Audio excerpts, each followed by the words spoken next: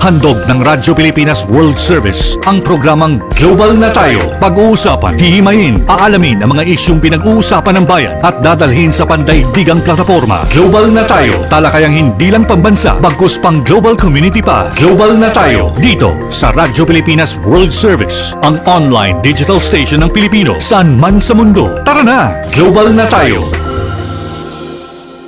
Muli po isang mapagpalang pagbati sa inyong lahat at welcome po sa isa na namang edisyon ng programang Global na Tayo. Dito pa rin po sa inyong himpilang Radyo Pilipinas World Service. Ako po inyong lingkod, Ray Sampang. Kasama pa rin po natin ang ating mga kaakibat sa pagsasayang papawid ng programang ito mula po sa ating technical side, sa Master Control. Nandiyan po si Mr. Milo Jonella. And of course, sa Wirecast kasama naman po natin ang ating Wirecast operator for today, walang iba kundi si Hero, and ang ating live audio streaming operator. Kasama rin natin si Leo Magpayo. And of course, ang ating pong executive producer for today, Friday, si Mr. Jerome Toledo. Kami po ay inyong napapakinggan at nasusubaybayan live sa pamamagitan po ng ating Facebook broadcast live sa inyo po mga Facebook browser. Type lamang Radyo Pilipinas World Service. Gayun na rin po sa ating YouTube channel sa inyo pong YouTube browser. Type lamang Radyo Pilipinas World Service at sa iba't ibang panig ng mundo sa pamamagitan po yan ng ating shortwave broadcast sa pamamagitan po ng mga shortwave facilities ng Voice of America sa may Tinang Tarlac. So welcome po sa isa na namang edisyon ng programang Global na Tayo. Ako po yung lingkod, Ray Sampang. Mahalaga po ang ating pag-uusapan dito sa ating programang Global na Tayo because this needs of course the attention ng ating mga overseas Filipino workers at ng ating Filipino diaspora all over the world, maging hindi lang dito sa mga kababayan natin sa loob ng Pilipinas. Ito po kasi pinag-uusapan natin dito could greatly affect the economy of the Philippines, ang pananaw ng international community sa ating bansa, takbo ng politika dito sa ating bansa. It could affect of course yung bawat kabuhayan po ng nabanggit ko kanina, bawat Pilipino. Ito po kasi ay tungkol sa impeachment na inihain laban sa dalawang pinuno ng ating bansa at the top. Of course, nauna na itong kay impeachment laban kay Pangulong Ferdinand Marcos Jr. At of course, yung pong iniluluto na rin at inuumang na rin na impeachment complaint laban kay Vice President Sara Duterte.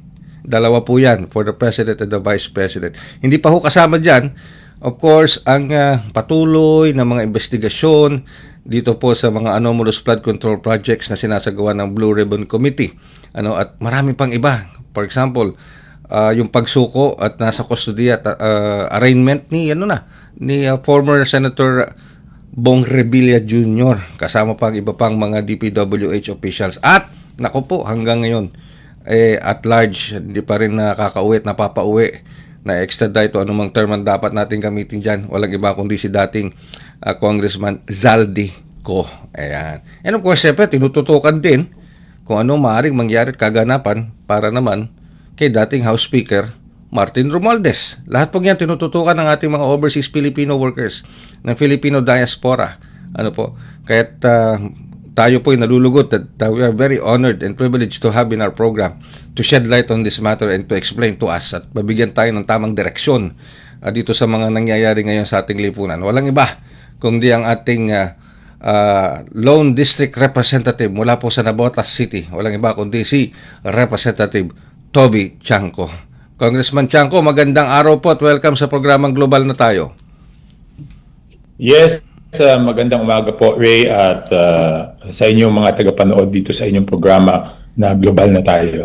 Good morning po. Thank you po, Congressman Chanco. So, kaya po kami napatawag at nais po at para po makakuha ng tamang direksyon, paliwanag at paghimay-himay dito sa mga nangyayari ngayon dito sa ating bansa. Uunahin ko na muna itong impeachment cases o impeachment case na final o inihain laban kay Pangulong Ferdinand Marcos Jr. Yung final na complaint ni Atty. Andre De Jesus. And of course, in-endorse naman ni Pusong Pinoy Party List Representative Jet Insay. Bukod pa ho ito dun sa dalawa na hindi nga natanggap ng Secretary General ng House of Representatives. Siguro po unang-unang katanungan po, do you think, Representative Chanco, that itong impeachment complaint na final ni Attorney De Jesus na in-endorse naman ni Party List Representative Insay will have its legs or will stand sa scrutiny po ng House of Representatives? Okay, number one, no, liwanagin po natin. Ako po ay for accountability sa lahat ng opisyal. Siyempre, lalo-lalo na kung mas mataas na opisyal, talagang dapat lahat ng opisyal ay totally accountable. Number one po yan. Number two, constitutional duty po ng House of Representatives na dinggin yung impeachment complaint. Kahit sino po yan. Same po yung stand ko, di ba? So, within 10 days from the pagkatanggap, ay dapat nasa plenaryo yan. At after 3 days na mapunta sa plenaryo, dapat nasa Committee on Justice yan. Maliwanag po yan. So, walang leeway, dapat sundin po yan ng Kongreso. No? Pangalawa po yan. Number 3, ngayon, pag yan ay dinidinig, ang sinasabi ko lang is, sa aking pananaw, both for the President and the Vice President, meron na ba kaming moral authority na magdesisyon o maghusga sa bagay na yan? Bakit po? Di ba po, ang tawag nga doon sa amin House of Crocodiles. Dahil sa dami ng anomalya na nangyari doon sa House of Representatives. Na ang involved pa ay yung matataas na mga leader namin doong nakaraan. Di ba? So ang question ko lang, bakit kapag hindi tiga House of Representatives, maingay yung mga kasamahan ko? Okay. Alright. Di ba? Pero pag tiga House of Representatives, dalawang leader namin, kunyari si Saldico at si former Speaker Martin Romualdez, walang gusto magsalita ng kanilang nalalaman tungkol sa bagay na yan. Kung matatandaan ninyo, ako unang-una nagsabi ng pangalan ni Saldico. Wala pang nagsasabi niyan. Ako nagsasabi na siya nasa sentro niya. Pero yung mga kasama ko, walang gusto magsalita. So, siyempre, kung kami ang magiging parang piskal, dapat po malinis yung kamay namin, di ba? Okay. Hindi naman pa pwede maging ipokrito dito. Hindi naman pa pwede gusto mong tignan yung dumi, buhunahin yung dumi sa mukha ng iyong kapwa, pero ayaw mo munang manalamin, di ba? Yun lang naman yung sa akin At syempre, number 4, yung sinabi nyo, because there are other venues for accountability. Alright. Okay. No? Katulad doon sa Vice President, nag-file na rin po sila sa Office of the Ombudsman. Ang problema kasi dito sa impeachment complaint, it affects the whole economy. Yun yung sinasabi nyo kanina, di ba? Yes. At syempre, pag epektado ang ekonomiya, yan epektado yung mga kababayan natin na naririto sa ating bansa. Apektado rin syempre yung mga kamag-anak nila na OFW, na breadwinner, na nagpapadala ng pondo dito. So, yan ba ang tamang form of accountability? Yun ang tanong. At kami ba ay meron na kaming moral authority na humusga, no? Alright. Madami nagsasabi na it is our constitutional duty. Yes. Pero para sa akin, importante yung moral authority Kasi yung moral authority dito nagsisimula kung gagawa ka ng tama based on doon sa sarili mong konsyensya o hindi Yan ang nagdidikta sa iyo yung moral authority mo. So, when we say moral authority sa House of Representatives, correct me if I'm wrong, Congressman Chanco, sa basa ko po sa mga nagipahig nyo, the House of Representatives has not yet reached that level of moral authority to decide or at least accept this impeachment complaints. Mapa kay BP Sara ba or mapa kay President Bongbong Marcos? Yes, same. So, ibig ko sabihin, yung pagtanggap dapat tanggapin. Yung pagdinig dapat dinggin. Okay? Dapat dinggin yan. Dapat ituloy yung proseso. Pero ang sinasabi ko, pagdating doon sa magdidesisyon ka na, meron ka moral authority. So may panahon pa naman, hindi ko naman sinasabing it's too late, di ba? Kasi matagal pa naman yung proseso ng pagdinig niyan Ang sinasabi ko lang, kung ano pa yung nalala, magsalita naman sila. Yan, okay.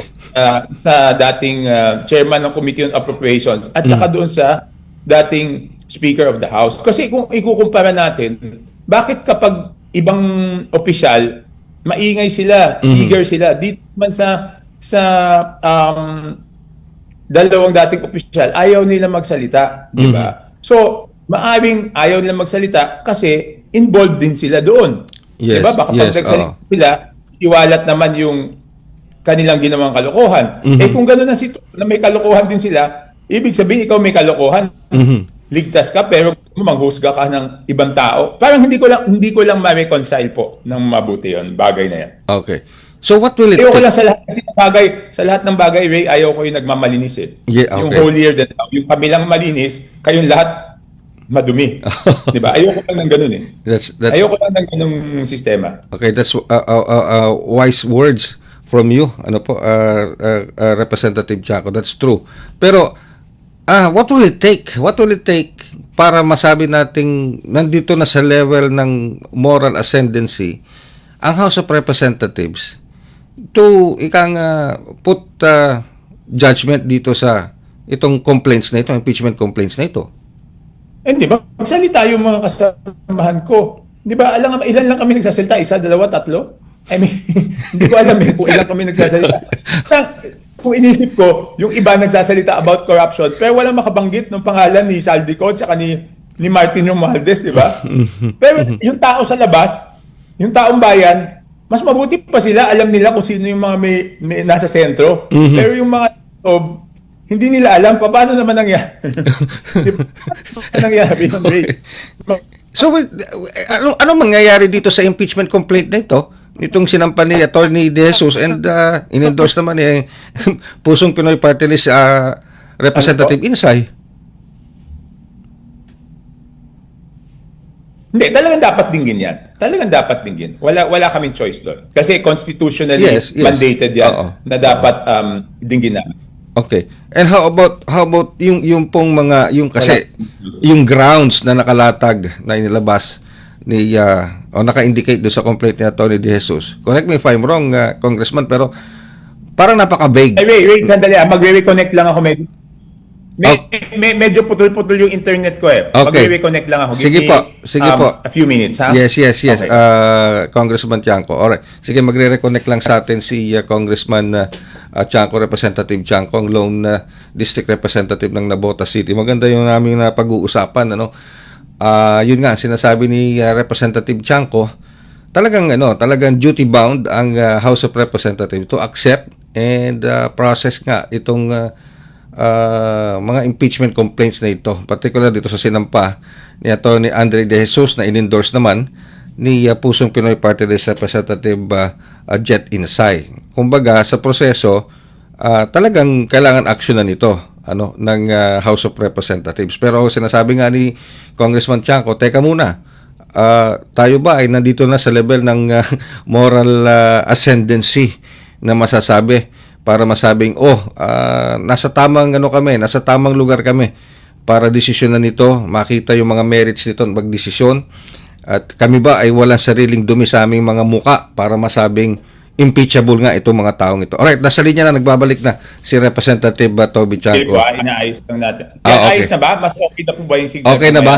Okay na raw po, sabi ng ating executive producer, Representative Okay, Tiangco. sorry. Okay. Ibig ko yung sabihin, di ba? Ayoko naman na it is a diversionary tactic, di ba? Ibig sabihin, ibato natin doon para yun ang uminit para mawala yung init dito sa atin. Di ba? Alam niyo naman diba, kung ano ibig ko sabihin. Yes, May yes. mga style min ganyan eh. So Okay. doon natin ibato yung kontrobersya para yung kontrobersya dito sa loob ng ating bahay mawala. Di ba? Okay. Anyway, Ngayon, pagdating doon sa grounds, honestly po, Ray, hindi ko pa nababasa yung impeachment complaint. Okay. So, magkomento na lang ako pag nabasa ko na yung grounds for the impeachment. alright. Siguro isang tanong pa rin, Congressman Tiangco, para sa kaalaman ng ating mga nakikinig ngayon. Ano ba talaga ang proseso sa pagsasampa ng impeachment complaint? Kasi bukod dito kay Atty. De Jesus na in-endorse ni Party List Representative Insay, meron pang dalawa na humabol kahapon. Pero wala nga si Secretary General Garapil, nasa Taiwan, hindi ni-receive nung executive director ng office.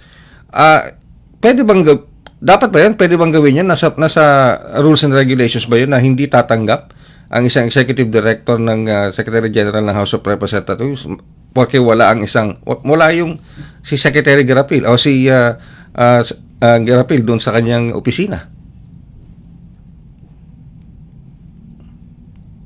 Alam nyo, nagkomento na ako dyan nung unang final yung impeachment ni VP Sara last year, diba? Nagkomento na ako dyan sa bagay na yan. So, pareho rin yung komento ko. Consistent, no? Alam mo, Ray, doon sa constitutional provision na walang role yung Secretary General eh. Basahin niyo mabuti yung constitutional provision. Walang role yung Secretary General. Ang maliwanag doon sa Constitution is pag may nag-file, nakasabi doon na within 10 days, dapat ma-transmit o ma-calendar sa order of business. And within 3 days, dapat mapunta naman sa Committee on Justice. No? So, sabi ko na yung opinion ko dito dati. Okay.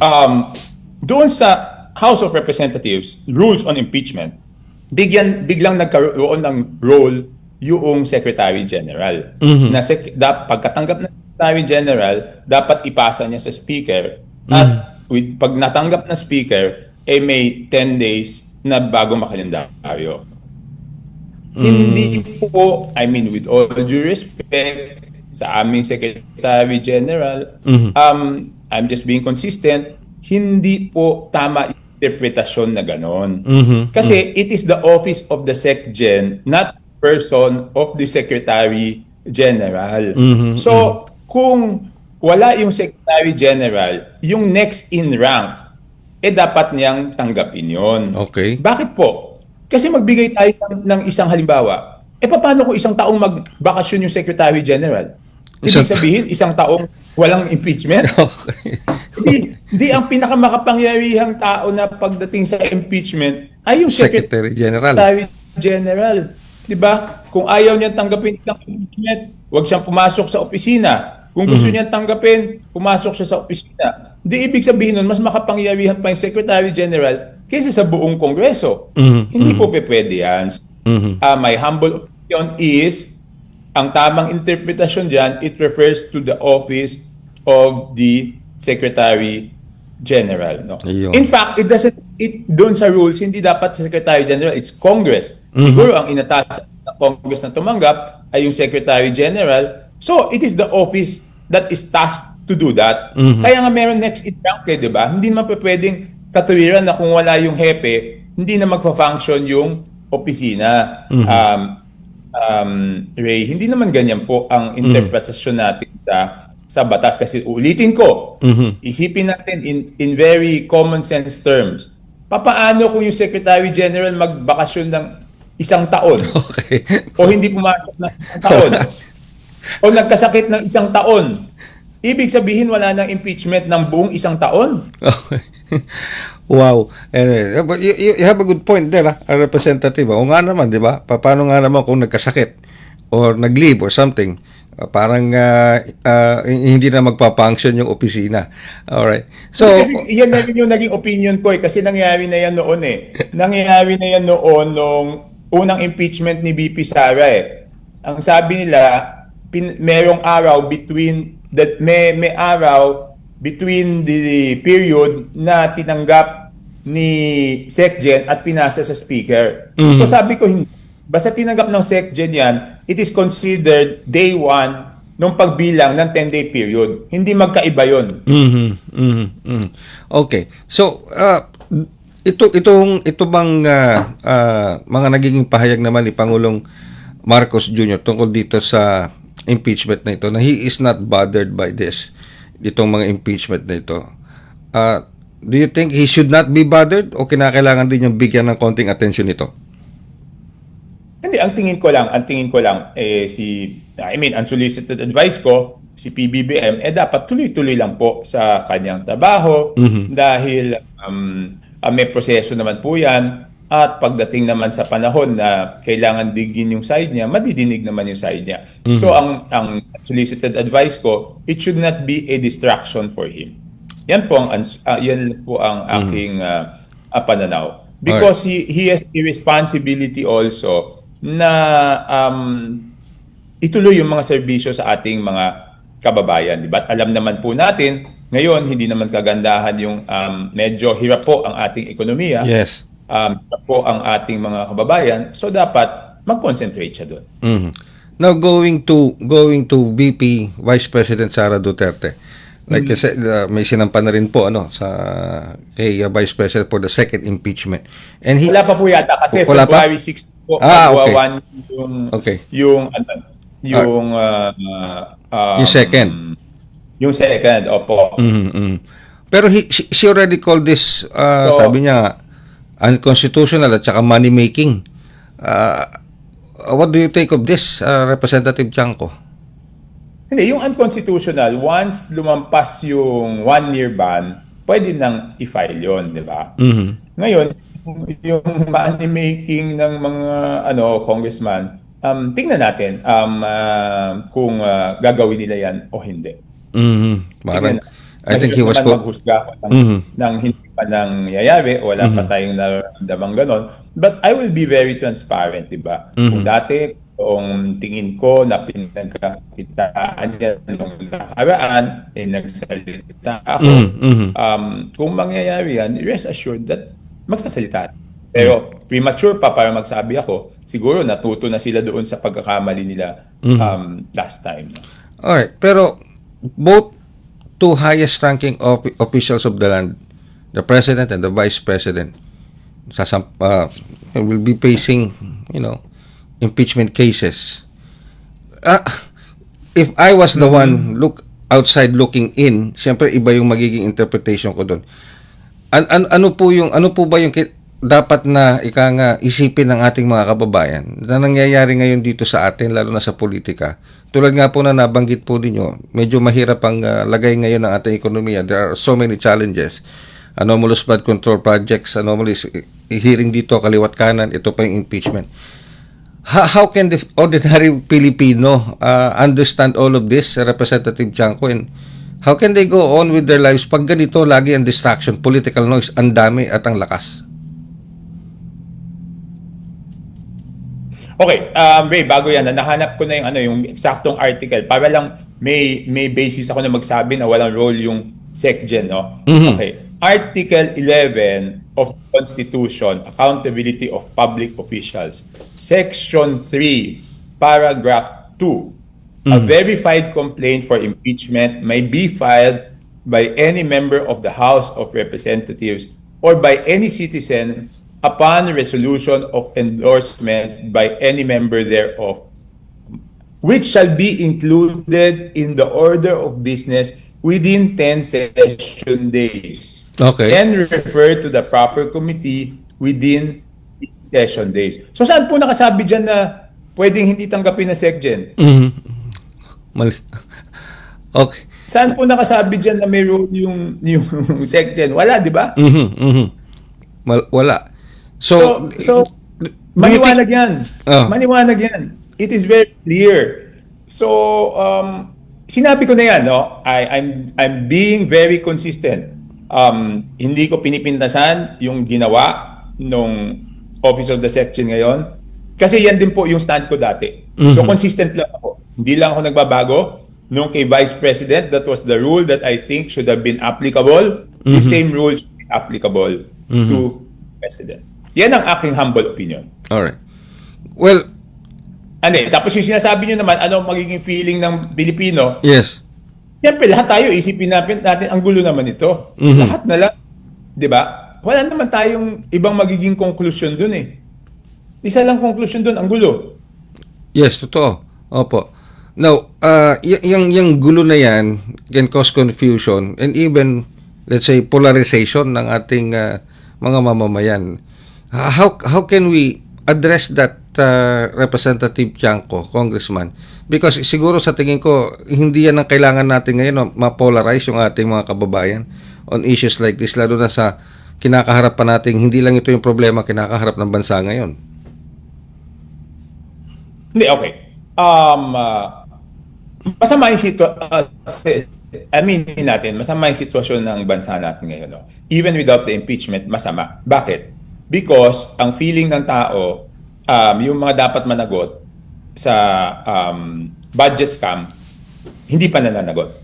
So there is instability because hindi pa fully accountable yung mga malalaking isda. Okay. So pag dinagdagan pa natin ng impeachment, whether we like it or not, lalong ang feeling ng tao magulo. Pero ang problema naman, wala naman kaming choice because it is a constitutionally mandated procedure that within 10 plus 3 days, dapat nasa Committee on Justice yan. No matter what happens, dapat dinggin. Diba? So dapat dinggin, walang problema doon. Yung ano na lang, ano magiging desisyon. Okay. Diba? Yun na lang po ang dapat nating tingnan. Pero wala tayong choice. Kahit whether isipin natin na makakagulo yung pagdinig, wala po tayong choice kasi nandito yun Alright. Now that brings... Tapos nakasulat na dito, kasama dito, na dapat within 60 session days from referral, dapat ma-report yan sa plenaryo. Alright. Now, nabanggit nyo nga po yung mga nakatutok ng ating mga kababayan sa mga taong dapat managot dito sa mga kontrobersyang ito, lalo na sa mga corruption at anomalous flood control projects. That brings me to former Congressman Zaldico. Of course, isa siya sa tinitingnan ngayon at naniniwala marami sa atin na siya yung isa sa mga big fish nito dito sa anomalous flood control projects nito. Pero hindi pa rin siya na-extradite. At sinasabi nga po ng DILG, there's a big possibility na nasa Portugal siya. Hindi siya ma-extradite because he has a Portuguese passport o Portuguese national, kung ano man yung legal documents na hawak niya. So, ito pong ginagawa ng ikang administrasyon ngayon, mga investigasyon ng Senate, maging dito sa House of Representatives. Do you think makukuha pa ba natin, mapapauwi pa ba natin ito si Zaldico? And what would it take for him to come back? Meron nag-feeler na siya, nagparamdam na siya, pero yun ba'y totoo? Or kinakailangan pa natin ng to borrow the word, mas matinding paramdam para maniwala tayo na babalik, may nasa kagustuhan na niyang bumalik sa bansa?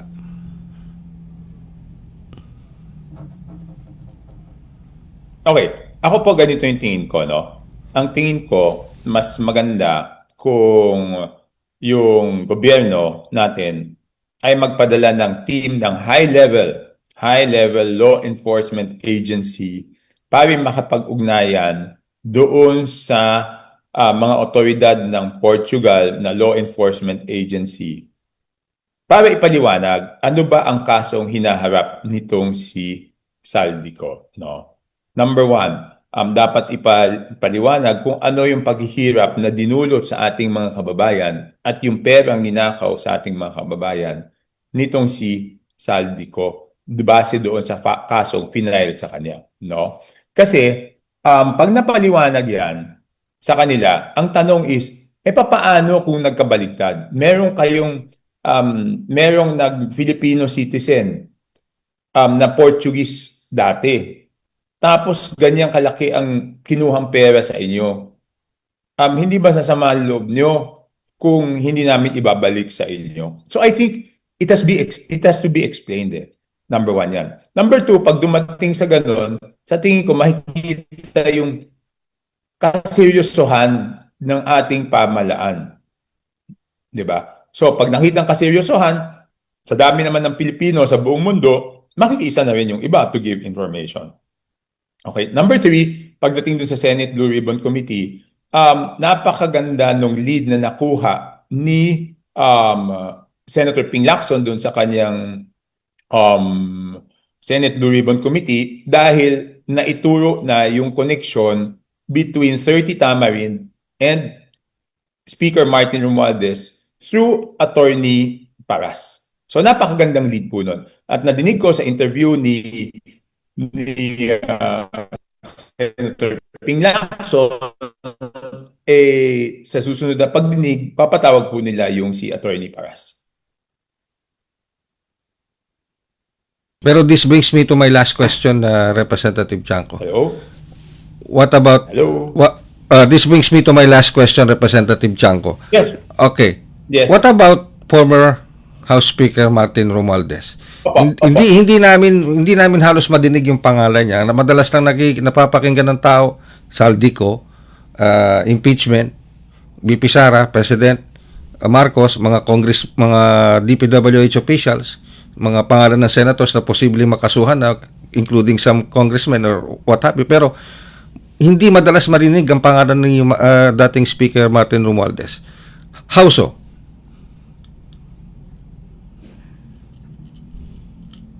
Doon po sa pagdinig ni Senate Blue Ribbon Committee Chairman Senator Ping Lacson, na i-connecta niya. So sa tingin ko, mas lulutang na ngayon yung pangalan ni former Speaker Martin Romualdez. Kasi nga, naidugtong na yung ugnayan noong 30 Tamarin doon sa kanya through a certain attorney Paras nga po. Pag pinatawag po si attorney Paras, then malalaman po natin kung ano talaga yung connection. Does House of former Speaker Romualdez, meron pa rin po ba siyang malaki at malawak na clout sa House of Representatives para sabihin natin ma-delay o hindi matuloy yung investigasyon sa kanya? Hindi, yung sinasabi ko nga, baka may hawak siya doon sa mga ibang mga congressmen kasi baka kasama sila doon sa kalokohan. So kaya hindi sila makapagsalita. Okay. So it's not more of clout but it's more of may hawak siya. Kasi kung sama-sama silang gumawa nun, di ba? Siyempre, yung iba manahimik na lang kaysa masama, madamay pa sila. Alright. Yun yung sinasabi ko kanina. Yes. Yun yung konektado doon sa sinasabi ko kanina.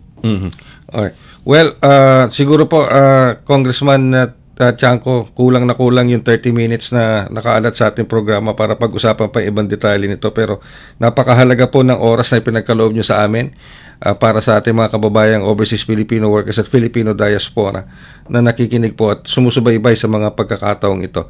Siguro po, ano po bang mahalagang mensahe at direksyon na maaari nyo ibigay sa ating mga kababayan, both nasa labas ng bansa, maging dito sa loob ng ating inang bayan, sa mga issue nangyayari ngayon dito sa ating mahal na bayang Pilipinas?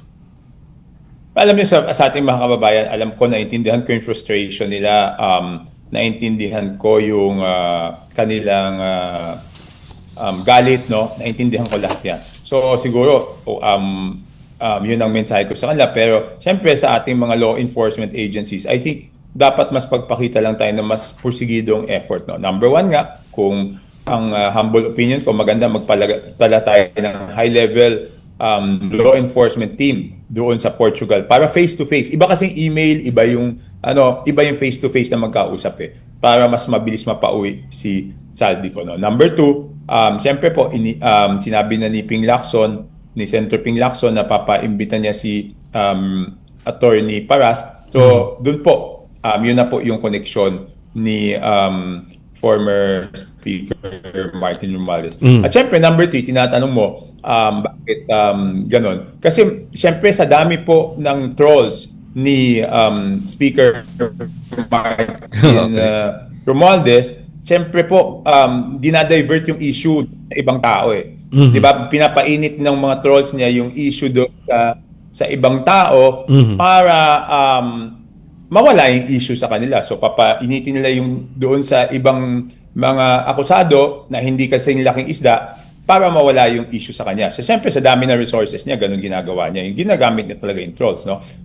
Even po sa akin, di ba? Kung ano ng mga fake news ang sinasabi sa akin. Pero akin, baliwala sa akin yun. Kitang-kita naman Alam mo, kitang-kita na they want to destroy my credibility kasi ako una nagsabi tungkol kay Saldico at tungkol kay Martin Romualdez, no?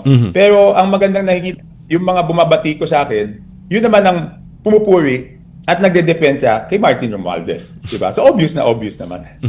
So wala pang problema yun. Wala pang problema sa akin yun. Okay. With that, Representative... Okay. Ano ba? Parang, ika nga, kitang-kita na, ano po, it's out in the daylight, sabi nga nila, yung ganong klase ng mga galawan, Representative Chanco. Oo, pero okay lang yun. Anyway. Hindi naman tayo bago dito. Okay. Yes. Well, anyway, maraming salamat po, Representative Janko, sa oras sa pinagkaloob niyo sa amin dito sa ating programa. We are very, very privileged and honored talaga. Kung iniisip nila tatahimik ako dahil dyan, hindi po. Dahil nasa side na kaban ng bayan. Alright. Maraming salamat po, Representative Chanco. Thank you so much. We are very honored and privileged to have you in our program. Maraming salamat po, Congressman Chanco. And again, I just add, no, Ray. Opo. Yung Ray, dagdag ko lang. Ray, dagdag. Yung pagtira nila sa akin is a badge of honor. It means effective po. At yung sinasabi ko, dahil napapatunayan na tama. Dahil kung baliwala naman ang sala, hindi naman lang pag-aaksaya ng panahon sa ng pera, di ba? Nagre-react eh. Pag nagre-react, natin kumita yung mga pag nag-react, effective, di ba? Pag naramdaman yung kurot, effective. Muna natin kumita yung mga Yes, pabayaan na muna natin kumita yung mga para babawasan naman yung nakuha nila. Okay. Maraming salamat, Representative Chanco. Thank you so much, sir. Okay, Ray, okay. Thank you. Okay. Ang ating pong Lone District Representative mula po sa siyudad ng Navotas, walang iba kundi si Representative Toby Chanco dito po sa ating programang Global na Tayo. And I hope yung pong ating naging panayam kay Representative Chanco shed light on the issues na nangyayari ngayon po dito sa ating bansa, yung impeachment na final laban kay Pangulong Ferdinand R. Marcos Jr. Sinampa, of course, ni Atty. De Jesus. In-endorse naman sa House of Representatives ni Representative Insay ng party list nung kanyang party list group. And of course yung pong yung proseso ng impeachment na from the point of the beginning kung kailan isasubmit yung impeachment complaint sa Secretary General ng House of Representatives, sa Office ng Secretary General kay Secretary General Garafil, and then of course itatransmit yan doon sa Justice Committee at of course sa Speaker of the House. Alright? So lahat pong yan na-discuss namin ni Representative Chanco at nabigyan niya ng linaw at direksyon yung mga prosesong dapat pagdaanan, maging yung merits and credits nung mga impeachment complaints na yan. And of course, natalakay din natin sa tulong ni Representative Chanco itong patuloy na paghabol ng gobyerno ng Administrasyong Marcos Jr. ng pamahalaan dito kay dating former Congressman Zaldico na isa po sa tinuturing na big fish bukod pa po sa iba. Ayan. Dito po sa mga anomalous flood control projects. Again, maraming salamat po sa oras sa pinagkaloob niyo dito sa ating programang Global na Tayo. Thank you for listening to us for a span of 30 minutes. Thank you very much. Thank you very much sa ating mga nakaagapay sa Master Control, si Milo Junela, sa ating Wirecast, si Jerome, si Hero, sa ating live audio streaming. Kasama pa natin si Jerome. Siya rin ang ating executive producer for today. Thank you very much, Jerome. At of course, ating mga kasamahan sa Tinang Tarlac, sa facilities ng Voice of America. Muli po, ako yung lingkod, Ray Sampang. Maraming salamat. Hanggang sa susunod na edisyon ng Global na Tayo. Handog ng Radyo Pilipinas World Service ang programang Global na Tayo. Pag-uusapan, hihimayin, aalamin ang mga isyung pinag-uusapan ng bayan at dadalhin sa pandaigdigang plataforma. Global na Tayo, talakayang hindi lang pambansa, bagkus pang global community pa. Global na Tayo, dito sa Radyo Pilipinas World Service, ang online digital station ng Pilipino saan man sa mundo. Tara na, Global na Tayo.